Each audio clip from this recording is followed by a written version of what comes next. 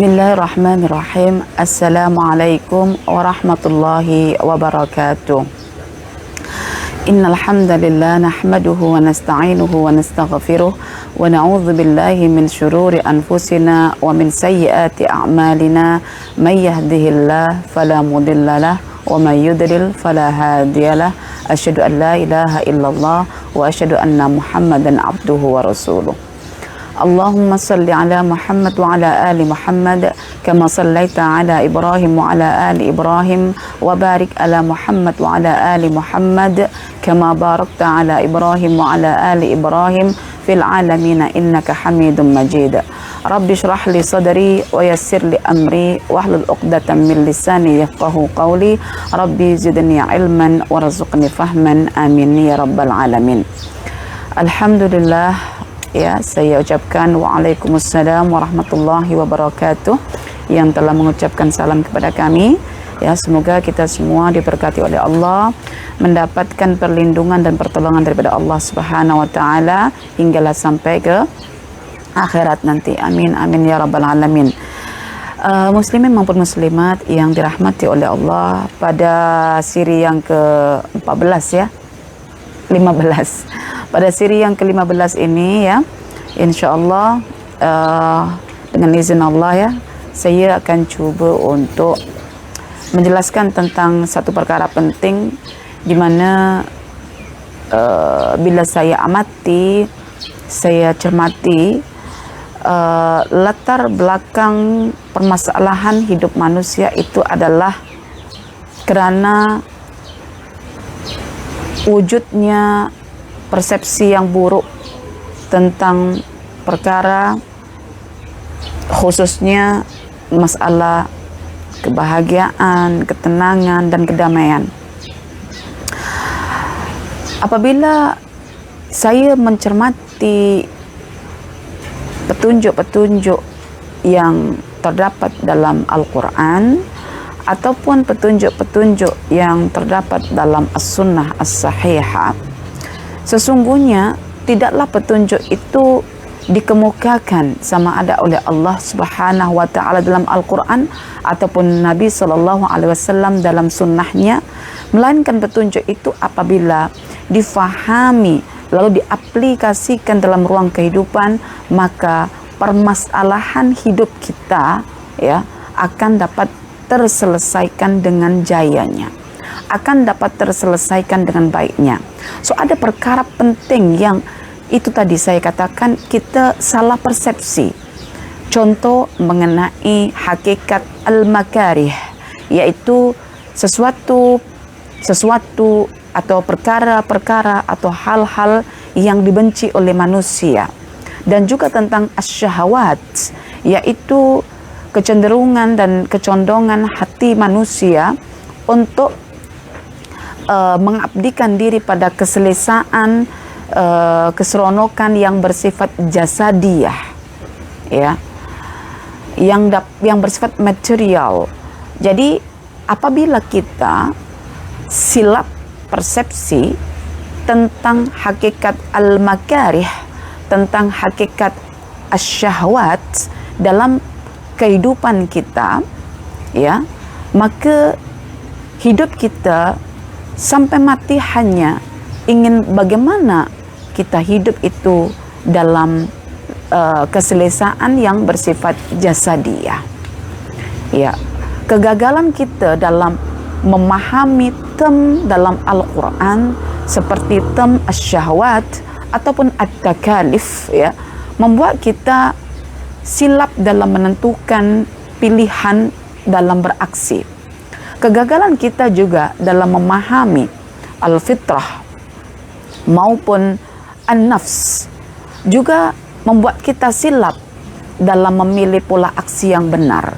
Ya, kegagalan kita dalam memahami Al-Quran sebagai wahyu dan sunnah Nabi sebagai penjelas wahyu itu dengan al-hawa yang sentiasa mengajak kita untuk memperturutkan kita punya dorongan syahwat, maka kita juga akan mengalami kegagalan dalam melakukan pola aksi kehadapan.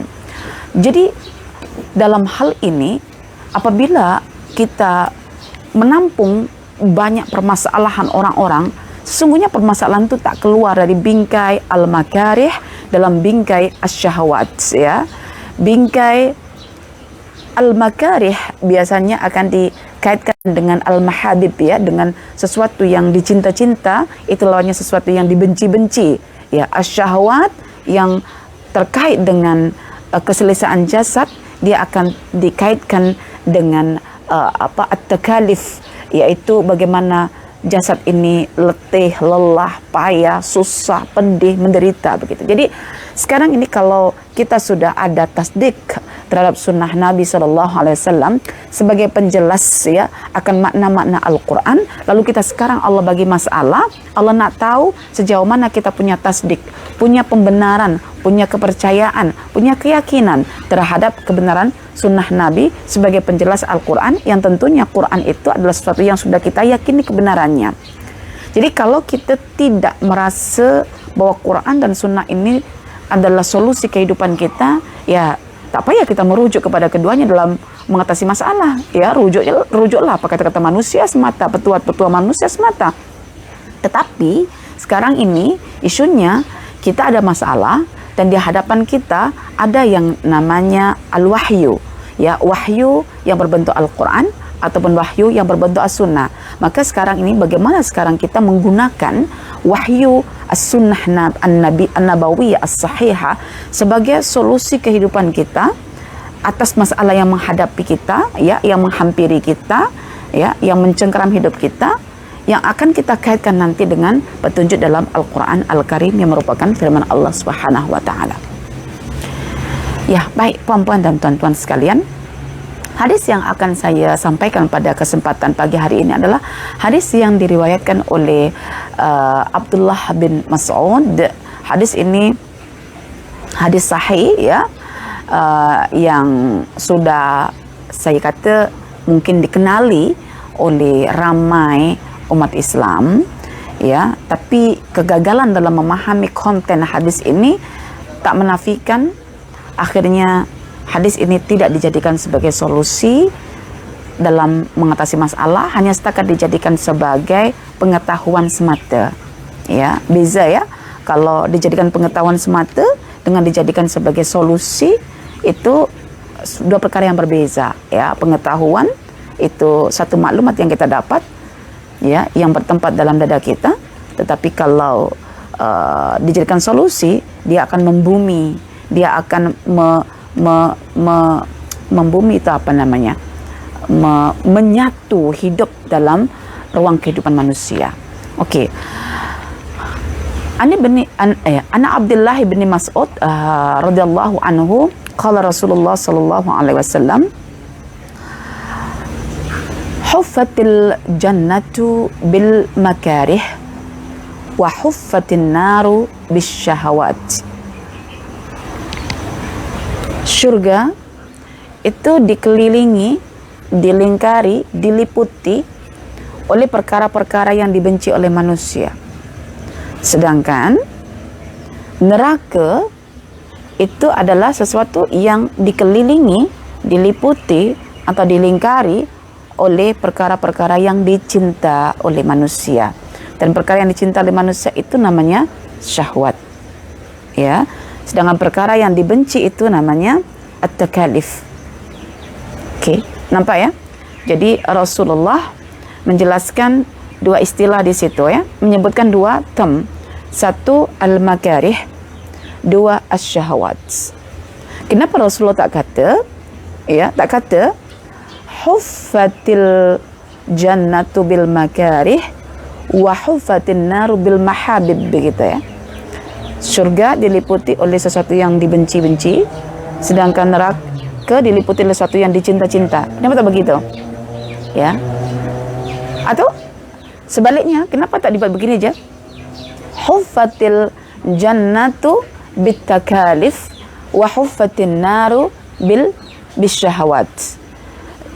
Surga itu diliputi dengan bebanan-bebanan syariat yang meletihkan dan melelahkan, sedangkan neraka itu diliputi oleh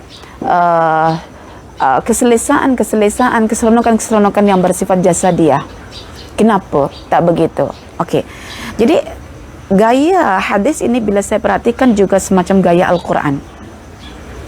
Jadi secara tak langsung kita akan mendapatkan empat tem melalui hadis ini. Seperti mana kalau kita baca Al-Quran, misalnya contoh surah At-Tin ya, wattini wazzaitun wa turi sinin wa hadzal baladil amin laqad khalaqnal insana fi ahsani taqwim thumma radadnahu asfala safilin. Kenapa? Illal ladzina amanu wa amilus salihati lahum ajrun ghairu mamnun. Kenapa kata iman di situ? Ya, tadi disebutkan tentang a'la illiyin, ya kan? Kalau ada asfala safilin tentu ada a'la illiyin kan? Tapi kenapa Allah sebut asfala safilin saja? Ya. Kenapa disebut lawannya itu al-iman? Sebab iman itu bila tidak ada akan membuat orang pada derajat yang paling rendah, yaitu neraka. So, sebutan asfala safilin itu dengan lawannya namanya iman itu secara tak langsung membuat kita ada 4 tem juga. Ada tem iman, lawannya ada tem kufur, lawannya iman, ada tem asfala safilin, lawannya a'la illiyin. Begitulah ya, membuat akal kita akan mencari lawannya. Ya, sebab apa? Innamal asya'u tu'rafu bi'adadadiha, bahwa sesuatu itu dapat dikenali melalui lawannya. Oke. Jadi kalau Nabi mengatakan bahwa surga itu kan sesuatu sebetulnya yang amat dirindui manusia, amat diciptakan oleh manusia, diimpi-impikan oleh manusia, sampai perwujudan surga itu sudah dibuat dekat dunia, ya kan? Jadi surga itu sesuatu yang amat dicintai oleh manusia, diinginkan oleh manusia, dirindui oleh manusia. Tapi fakta surga yang dirindui manusia, yang manusia boleh berhayal di situ nanti mendapatkan kenikmatan yang tiada putus-putusnya, ya. Tetapi ternyata faktanya adalah diliputi oleh sesuatu yang dibenci. Jadi surga sesuatu yang dicinta, tapi dianya diliputi oleh sesuatu yang dibenci. Oke, sesuatu yang dibenci. Pertanyaannya adalah, sesuatu yang dibenci itu apa? Kita tak tahu sesuatu yang dibenci ini bila kita tidak melihat kepada potongan hadis berikutnya.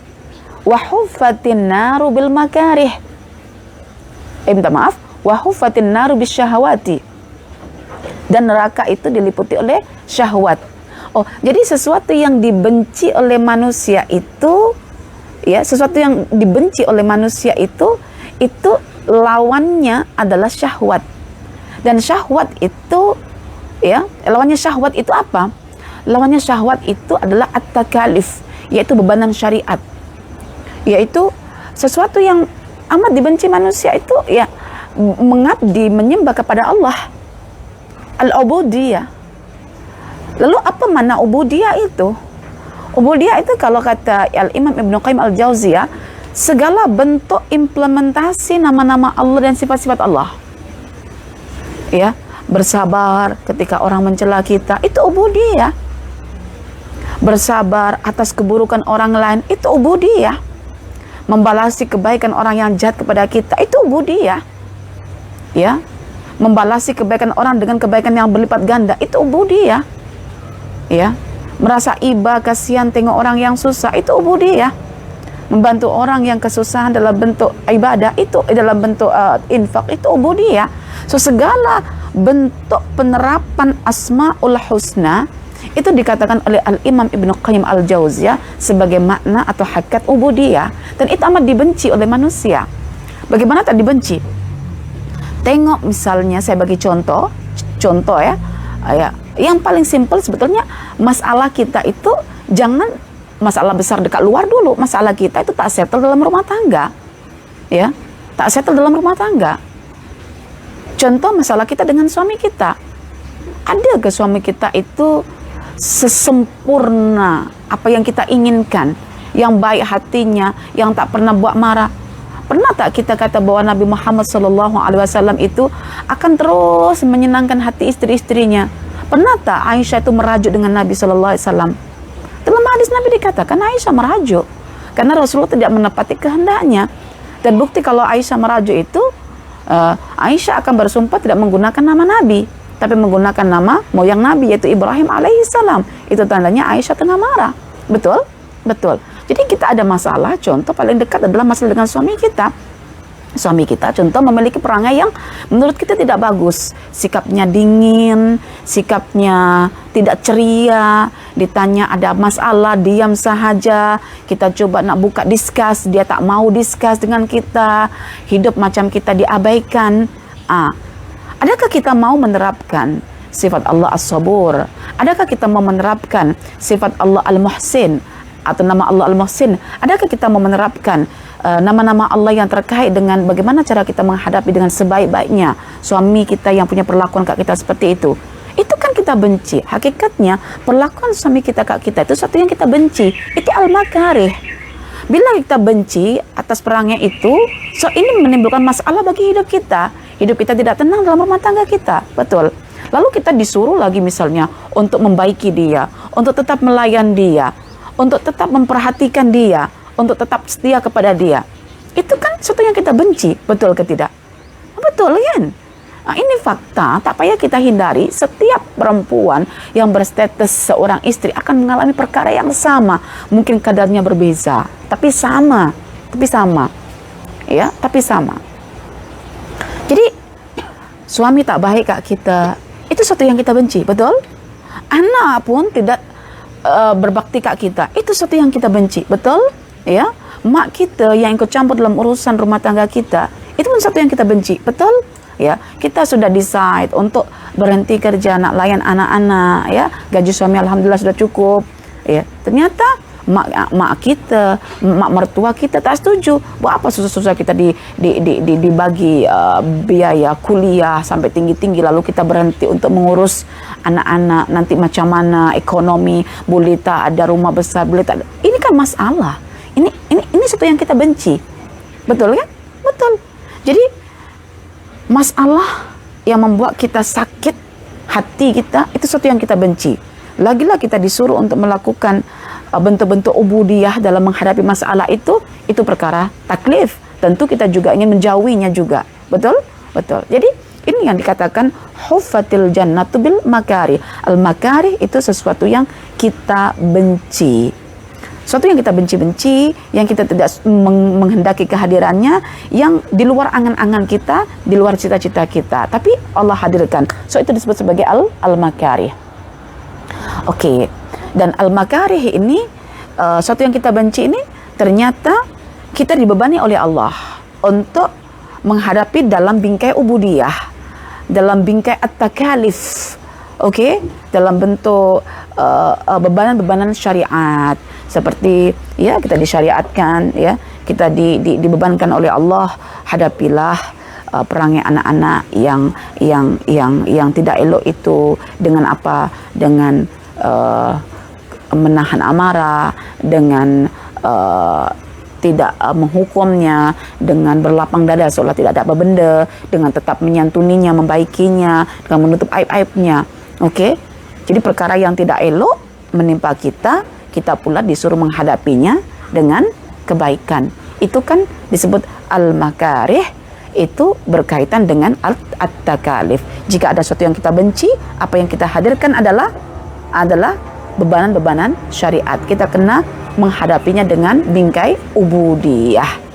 Tetapi kita tidak mampu untuk menghadapi kebencian-kebencian itu, perkara-perkara yang kita benci itu dalam bingkai ubudiyah, dalam bingkai at-takalif, kalau seandainya kita tidak melihat bahwa yang diselimuti oleh perkara-perkara yang kita benci itu ternyata sesuatu yang indah. Betul? Sesuatu yang indah. Apa yang indah itu? Al-Jannah. Al-Jannah itu apa? Kebun-kebun yang rindang. Oke, misalnya sekarang, mengapa Ustazah live di kebun rumah Ustazah? Ya, karena saya tahu para pemirsa sekalian suka dengan background yang bersifat nature, yang diciptakan oleh Allah, yang ada kehidupan, ada ruh, ada tasbih, ada tahmid, ada tamjid. Betul kan? Mengapa semalam minggu lepas Ustazah dekat rumah? Ya, karena saya melihat line tidak okey. Lepas itu hujan. Jadi apabila ada kendala atau rintangan-rintangan itu, ya Ustazah akhirnya balik ke rumah, dalam rumah. Tapi secara fitrah memang saya suka dengan alam bebas seperti ini. Oke, dari sini Anda semua boleh paham ya tentang makna huffatil jannatu bil makarih. Oke, Ustaz ambil sampel dulu supaya kita lebih yakin begitu. Dan kita boleh menjalani kehidupan tentang huffatil jannah bil makarih. Nanti kita akan conclusionkan selepas itu. Kita buat keterangan langsung sekarang. Oke, pernah tak Anda melihat dan menyaksikan dengan disertai pemerhatian dalam bingkai tafakkur alam yang namanya mawar putih ke mawar merah ke yang berstatus nama ros kampung, harum ke tidak, wangi ke tidak? Yang tidak punya ros kampung tidak boleh cakap di sini ya. Pas ini cari ros kampung ya, cari ros kampung, tanam elok-elok dan jadikan sebagai objek tafakkur untuk boleh menghadapi masalah kita, dan kita kaitkan dengan hadis Nabi tadi sallallahu alaihi wasallam. Wanginya bunga mawar karena ia dikelilingi oleh duri-duri yang tajam. Indahnya bulan purnama karena dia dikelilingi oleh gelap gulitannya malam. Manisnya madu karena dia dikelilingi oleh lebah-lebah yang memiliki sengatan-sengatan pada bagian badannya yang paling bawah. Manisnya madu, maka kita kena siap untuk disengat oleh lebah. Oke, indahnya purnama bulan, mesti kita dikelilingi oleh gelapnya malam. Wanginya rus yang kita hidup, mesti diliputi oleh duri. Mawar berduri, bulan di malam hari, madu dalam sarangnya lebah. Boleh kita nampak? Saya tanya sekarang, Anda cinta ke tidak yang namanya ros? Kalau Anda normal cinta, kalau tak normal tak cinta. Anda suka tak? Suka tak? Suka. Yang kedua, Anda suka tak indahnya bulan purnama? Suka. Anda suka tak manisnya madu? Suka. Semuanya indah, semuanya nikmat, semuanya mempesona. Oke? Baik. Lalu saya tanya, adakah bunga mawar yang harum itu muncul tanpa adanya duri yang mengelilinginya? Ada tak? Bermakna kalau kita mencintai bunga mawar itu, menikmati wanginya, sedapnya aroma mawar itu, ya kita kena siap juga untuk akhirnya mau mencintai durinya, mau menyukai durinya. Sebab dia sudah satu package. Saya bagi tahu, benda ini satu package. Kalau kita letakkan satu tanpa package, tanpa bahagian yang lain, itu tidak sempurna. Ingat ya, satu package. Wanginya bunga mawar dengan duri satu package. Indahnya bulan purnama itu satu package dengan malam. Ya. Manisnya madu lebah itu satu package dengan lebahnya yang memiliki banyak sengatan-sengatan di bagian badannya paling bawah itu Allah sediakan. Jadi mustahil bagi kita untuk hai ros, kamu kena tumbuh wangi tanpa adanya duri. Hai malam, hai bulan, kamu mesti indah, tapi tak payah hadirnya malam. Hai madu, ya manislah kamu, tapi tak perlu adanya lebah itu. Jadi tidak mungkin one package. Oke, kita ingin membina misalnya miniatur surga di dunia. Rumahku adalah surgaku. Kalau kita katakan rumah kita adalah surga, yang di situ ada keindahan, ya dia akan diliputi oleh apa? Diliputi oleh suami yang mungkin menurut kita tidak elok perangainya, ya. Atau kalau yang menonton ini ada seorang laki di sini, ya akan ada istri yang kurang elok perangainya, ya. Akan diliputi tadi itu oleh anak-anak yang kurang elok juga perangainya. Diliputi oleh mak ayah, kandung ke mertua ke, yang tidak elok juga perangainya. Jadi anggap saja anak-anak kita itu macam duri bagi mawar. Anggap je suami kita itu macam gelapnya malam untuk mengelilingi cahaya bulan. Anggap je mak ayah kita ke, ya mertua ke kandung ke, seperti keturunan lebah-lebah itu yang sentiasa berdengung, nak kalau orang Indonesia itu nak mengentuk kita, nak menyengat kita. Kita kena siap itu. Dan ketika kita menghadapi duri, malam, lebah, kita menghadapi suami, anak, ibu bapa, itu kita kena hadapi dengan konsep cinta. Kalau kita tidak ada mahabbah, tidak ada cinta dalam menghadapi perkara-perkara kita benci, ya kita tidak mau selama-lamanya kita akan murung, kita akan gelisah. Makanya saya teringat perkataan seorang arif ya, terhadap pasangan hidup kita itu, kita kena cintai, kita kena sukai, ya keburukan-keburukannya. Kita kena sukai keburukan-keburukannya itu. Kita bukan mencintai kebaikan-kebaikannya. Untuk apa kebaikan itu dicintai? Itu sudah tak perlu kita cintai, sudah muncul rasa cinta. Ya, kepada pasangan Anda, saya katakan, pasangan Anda itu Allah hadirkan seperti mana duri yang meliputi ros yang wangi. Pasangan Anda itu seperti gelapnya malam yang meliputi cahaya bulan. Pasangan Anda itu seperti lebah-lebah yang berkeliaran, yang berdengung-dengung di sekitar sarangnya, yang di situ ada madunya yang manis. Jadi kalau kita ingin mendapatkan sesuatu yang indah dari suami kita, maka belajarlah untuk mencintai keburukan-keburukannya, untuk mencintai perangai-perangainya. Mengapa kita perlu mencintai, Ustazah? Mengapa kita perlu menyukai perangainya yang buruk? Sebab kalau kita menyukai perangainya yang buruk itu, kita ada usaha untuk berkorban, berjuang, mengubah perangai itu. Kalau cinta kita sudah hilang pada suami kita lantaran perangai buruk, maka kita akan membuat satu keputusan, kita cerai saja, Bang. Maka saya teringat, terngiang-ngiang perkataan seorang ustadz, ya, seorang ustadz yang arif ya. Kita akan give up, kita akan berhenti apabila rasa cinta kita itu hilang. Kita juga akan berhenti untuk mentaati Allah bila cinta kita pada Allah itu hilang. Karena spirit kita untuk konsisten dalam ketaatan itu cinta. Spirit kita untuk membalasi keburukan perangai suami kita itu cinta kita. Cinta kita pada Allah. Yang Allah mengatakan, wala tansawul fadla bainakum. Jika kamu nampak keburukan pasangan kamu, kamu diminta untuk mencintai keburukan itu. Caranya bagaimana? Kita kena memiliki tool, alat, yaitu apa? Kita kena hadirkan ya ingatan-ingatan kita tentang kebaikan-kebaikan yang pernah suami buat ke kita. Takkan manusia tak ada kebaikan langsung? Tentulah ada. Tentulah ada.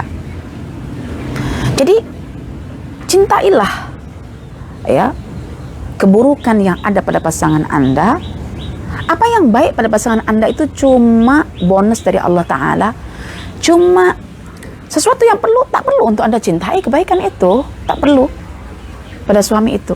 Yang perlu adalah apa yang akan kita lakukan pada suami kita ketika suami kita tampil buruk ke diri kita, ketika anak kita tampil buruk ke kita, ketika emak ayah kita tampil buruk ke kita, ketika kerabat kita tampil buruk ke kita, ketika sahabat-sahabat kita tampil buruk ke kita. Cintai keburukan mereka itu. Cintai keburukan mereka itu. Karena rasa cinta ini yang akan mengelola, mengubah sesuatu yang kita benci itu menjadi sesuatu yang kita cinta, yang kita suka. Ya, wa asa an takrahu syai'an wa huwa khairul lakum. Jadi mulai saat ini, apabila kita mengenal bahwa surga itu diliputi oleh sesuatu yang kita benci, ketahuilah bahwa untuk masuk surga itu kita kena mencintai sesuatu yang kita benci. Pertanyaannya, coba kita listkan apa saja yang kita benci dalam hidup kita yang Allah hadirkan. Ubah sekarang, cintai.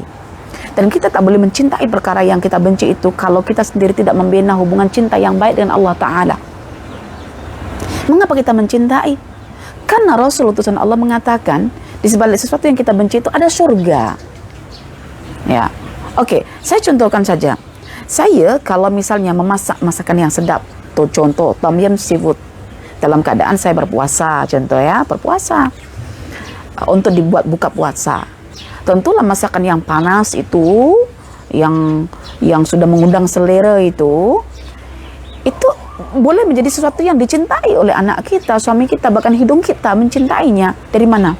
Dari dari keletihan, dari kepayahan. Kita kena pergi ke kedai runcit, ya, kita kena belanja, kena pilih-pilih sotongnya daripada ice box, ya, sejuk tangan kita, ya, kita kena keluarkan duit kita yang kita sudah bekerja itu untuk membayarnya sampai rumah. Kita kena juga basuh semua singki-singki, ya, yang kita akan masak, letakkan lauk itu supaya bersih, ya, kita basuh, kita sampai potong bawang merah itu, mata kita menitiskan air mata, semuanya, semua kepenatan, kepayahan. Tapi nanti akan ada komen anak kita, sedapnya. Dari mana itu kata-kata sedapnya itu? Dari keletihan kita sebagai ibu yang belanja, yang masak, yang sampai menangis-nangis karena irisan bawang semua itu. Betul kan? Betul. Lepas itu sudah siap matang, ya, masak panas, kita tutup, ya, tutup. Artinya seafood yang sedap itu diliputi bukan hanya kerja-kerja kita yang memenatkan, melelahkan, tetapi juga ditutup, ya, tom yum seafood itu dengan ada penutup periuk, ya, yang panas. So ketika kita tidak buka tanpa menggunakan alas tangan misalnya, kita buka aja, panas, ya, panas sangat, menyakitkan. Tapi itulah yang menutupi tom yum seafood kita. Tapi kalau kita misalnya mengambil tuala, kita letakkan dekat tutupan periuk itu, panci kita itu, kita buka, aman tak? So begitulah puan-puan dan tuan-tuan. Jadi masalah yang kita benci itu seperti tutup periuk tadi itu yang panas. Yang kita kena ada alat, kena ada tuala, ya. Bagaimana cara kita untuk menghadapi semua yang kita benci? Hadapi dengan persepsi penuh cinta. Mengapa kita kena hadapi penuh cinta? Karena kita sudah tahu, kalau aku tidak mencintai perkara yang aku benci, yang di sebalik perkara yang aku benci ini ada keindahan, ada kenikmatan, aku tidak akan mengecapi kenikmatan itu, ya. Kalau aku tak buka periuk yang panas ini dengan tuala, aku tak boleh mengecapi sedapnya tom yum seafood ini. So aku kena buka juga dengan alat. So alat ini, tuala ini yang kita katakan persepsi yang baik kita terhadap perkara yang buruk. Ya, betapa banyak dalam Quran itu Allah menjelaskan tentang masalah keburukan yang dianggap manusia penuh dengan mafsada, penuh dengan bahaya, penuh dengan macam-macam lah. Tapi Allah selalu kata, inilah kebaikan yang Allah hadirkan, tetapi dibalut dengan adanya satu keburukan. Oke, saya tanya, pernah tengok paha ayam? Warnanya paha ayam itu putih ke tak putih? Dari mana kita tahu paha ayam itu putih? Ya, selepas kita, ya, tangkap ayam, lalu kita sembelih ayam, lalu kita rebus ayam itu dalam air yang panas mendidih 15 menit, lalu kita tarik, lalu kita cabut-cabut, baru nampak indahnya paha ayam, baru kita goreng, baru rasa sedap. Dia diliputi oleh perkara yang kita tak suka pun sebetulnya. Jadi ingat bahwa segala bentuk keindahan, kenikmatan, kepuasan itu diliputi oleh perkara-perkara yang kita benci. Maka coba kita senaraikan perkara-perkara yang kita benci itu. Untuk apa? Untuk supaya kita menghadapinya dengan penuh cinta. Mengapa penuh cinta? Karena kita ingin mendapatkan apa yang ada di sebaliknya itu. Jadi kalau kita mencintai apa yang ada di sebaliknya, cintailah juga apa yang ada di luarnya. Begitu konsep Al-Quran dan As-Sunnah. Contoh, suami kita menikahi kita. Kita ini anak siapa? Hasil didikan siapa? Kita tentulah anak mak ayah kita. Kita tentulah hasil didikan parents kita. Ya, didikan yang secara langsung ataupun tak langsung. Yang secara langsung kalau parent kita pandai, ajar kita langsung. Tapi kalau tak pandai, dia akan carikan guru-guru yang lain. Parent kita akan bekerja secara tak langsung, itu juga didikan parent kita. Tiba-tiba ada lelaki meminang kita, menyukai kita, mengawini kita, mencintai kita, akhirnya berumah tangga dengan lelaki itu. Tiba-tiba lelaki itu tidak suka dengan mak ayah kita. Macam mana tak suka dengan mak ayah kita? Sedangkan kita ini bagian daripada apa yang diusahakan oleh mak ayah kita. Ini konsep rumah tangga yang hancur. Ketika pasangan kita tak pernah menghargai mak ayah kita. Betul tak? Sedangkan kita itu daripada mereka, hasil mereka. Sampai Rasulullah meraihkan, bila kita soleh, kesalahan kita itu akan mengalir pada mak ayah kita. Mengapa kalau suami mencintai kita, dia tak mencintai mak ayah kita? Bahkan Al-Quran sendiri mengatakan, jika suami kita telah menggauli kita, jatuh hukum sama mahram, yaitu mak ayah kita, tak boleh dinikahi oleh suami kita apabila telah bercerai dengan kita. Syaratnya sudah dukhul, sudah berhubungan badan. Betul tak? Ya, saya dengan mertua saya, contoh. Saya meskipun nanti berpisah sekalipun dengan suami saya tak boleh berkahwin dengan mertua saya, mertua laki saya. Ataupun suami saya ketika berpisah dengan saya, misalnya, ambil contoh saja, tak boleh dia akan menikah dengan mak saya. Ya. Jadi sampai jatuh hukum seperti itu, maknanya mengikat hukum itu. Makanya kalau kita punya masalah, itu mesti tak keluar kan, anak-anak, suami, mak ayah kandung, mak ayah, mertua. Maka cintailah anak-anak kita, cintailah suami kita, cintailah mak ayah kita. Bukan kebaikan mereka yang kita cintai, tapi keburukan mereka. Mengapa? Karena Allah simpan di sebalik keburukan mereka itu ada surga yang menanti. So, surga diliputi oleh berbagai jenis sesuatu yang kita benci. Sebaliknya, ini yang manusia selalu melihat yang bagian ini. Wahuffatin naru bisyahawat. Manusia tak sadar bahwa memperturutkan syahwat itu dia hanya akan mengecapi, merasakan beban derita yang berpanjangan, yaitu neraka. Oke, sekarang pertanyaannya, apakah yang namanya syahwat itu? Oke, syahwat itu apa?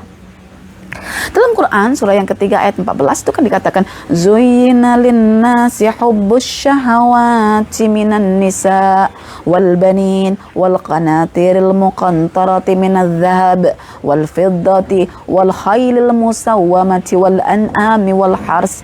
Segala bentuk pernak-pernik dunia, mulai daripada mulai daripada perempuan, anak-anak, harta benda, kerjaya, investment, ya, perniagaan, itu semua namanya asyahwat, yaitu sesuatu yang sangat dicenderungi oleh al-hawa. Dan hawa ini cenderung kepada syahwat yang sifatnya duniawi ini karena terus didorong oleh nafsu. Ya, sempat anak saya berkata, kenapa kita ada nafsu, Mi? Yang perintah kita kat buruk-buruk, tak ada ke yang mengajar kita untuk buat baik lah gitu? Tak ada ke? Ada. Jika ada nafsu, ada namanya al-fitrah. Jika ada al-hawa, ada namanya al-wahyu, al-Quran. Ya. Jika ada as-syahwat, ada namanya at-takalif. Semua dalam satu package, tak boleh dipisahkan. So Allah itu adil. Ketika ada dorongan kejahatan, Allah juga bagi kita dorongan kebaikan, fitrah. Fitrah mengajak kita untuk menyembah Allah. Terhadap sesuatu yang kita benci-benci, kita tetap menyembah Allah. Sedangkan syahwat, nafsu mengajak kita berbuat buruk. Ya, apalagi pada perkara-perkara buruk, lagi disuruh membalas dengan keburukan. Ya, itu sudah satu package dalam diri kita. Maka berlaku collapse dalam diri kita, on off. Dan yang on off itu namanya qalb, litaqallubihi, ya, yaitu kalbu kita yang kadang bagus, mana yang besar dorongannya. Jika dorongannya itu adalah nafsunya yang paling besar, fitrahnya kandas, ini yang akhirnya berlaku masalah itu. Tidak ada namanya manusia di atas permukaan bumi ini ya, yang apabila fitrah dijadikan sebagai dorongan untuk berbuat baik, wahyu dijadikan sebagai ikutan untuk melakukan kebaikan, kemudian taklif dijadikan sebagai bebanan syariat untuk meraih kenikmatan yang tersembunyi, maka hidup orang ini akan tenang, akan damai, akan bahagia, walaupun orang lain nampak menderita. Walaupun orang lain nampak yang orang ini menderita. So apa? Orang lain yang melihat itu menggunakan tolak ukur asyahwat, an-nafs dengan al-hawa. Jadi nampak tak di sini? Ada orang setakat menjual newspaper, walaupun sehari laku 2-3 newspaper, dan kita yang pakai kereta Mercedes, kita anggap kesian Pak Cik itu. Tapi Pak Cik itu tidak ada rasa sengsara, menderita. Istrinya pun qanaah, redha. Apa yang ada pun dialami dengan kecukupan. Karena mereka ini ya mencintai sesuatu yang dianggap buruk oleh manusia. Jadi kalau saya tanya perempuan, hari ini kita bincang apa sebetulnya? Kita membincang solusi atas masalah kita adalah cintailah sesuatu yang kita benci. Dan menggunakan panduan huffatil jannatu bil makarih. Karena hakikatnya surga itu diliputi dengan sesuatu yang kita benci. Karena hakikatnya wanginya mawar itu diliputi oleh duri-duri yang menusuk. Karena hakikatnya indahnya cahaya bulan purnama diliputi oleh gelapnya gulita, malam gulita. Karena hakikatnya manisnya madu diliputi oleh dengungan-dengungan lebah-lebah jantan yang menjaganya.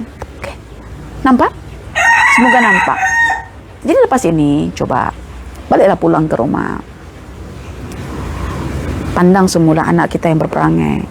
Oh, inilah yang aku benci. Tapi di sebaliknya Allah janjikan apa? Al-maghfirah.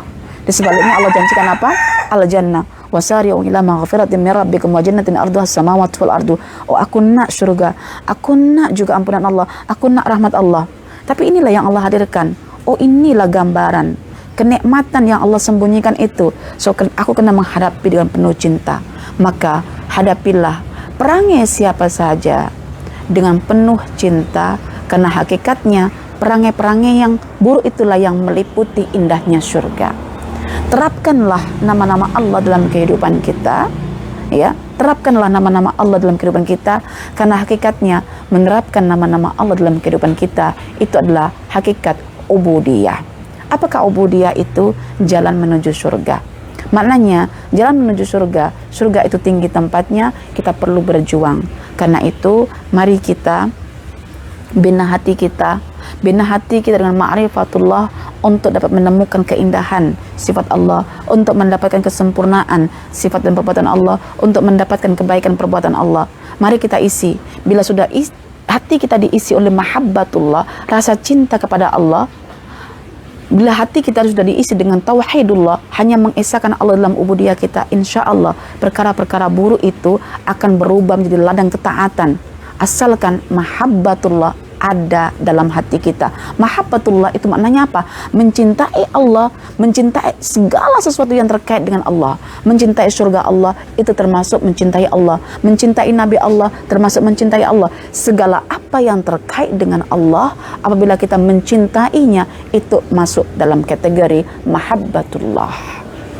Oke, maka langkah seterusnya yang perlu kita buat untuk mencintai keburukan-keburukan, kebencian-kebencian yang Allah hadirkan melalui orang-orang di sekitar kita, pelajarilah Al-Quran. Kembalilah pada Al-Quran. Kenalilah Allah Subhanahu wa taala. Fahamilah nama-nama Allah Subhanahu wa taala, lalu terapkanlah. Insya Allah bila kita menerapkan dalam bentuk ubudiyah, Allah akan mensyukuri perbuatan kita, Allah akan mengingati kita, lalu Allah akan meletakkan ketenangan, kebahagiaan, kedamaian yang tidak pernah dirasakan oleh orang-orang yang selama hidupnya hanya membenci perangai buruk orang-orang yang di sekitarnya. Semoga Allah membantu kita semuanya dalam menghadapi keburukan orang lain, termasuk yang paling utama adalah perangai-perangai yang ditimbulkan oleh suami kita, oleh anak-anak kita, oleh istri kita, oleh pasangan kita, oleh mak ayah kita, oleh kerabat-kerabat kita. Semoga kita dibuat oleh Allah mampu mencintai perangai itu semua, kerana Allah telah mencampakkan dalam hati kita mahabbatullah atas dasar ma'rifatullah melalui sumber Al-Quran, melalui sumber As-Sunnah, dan melalui sumber fenomena alam yang sentiasa jujur, yang sentiasa tak pernah menipu dalam membentangkan fenomena-fenomena yang sangat real yang akan menjadi guru bagi kita. Aku qauli hadza wa astaghfirullah li wa lakum. Wassalamualaikum warahmatullahi wabarakatuh.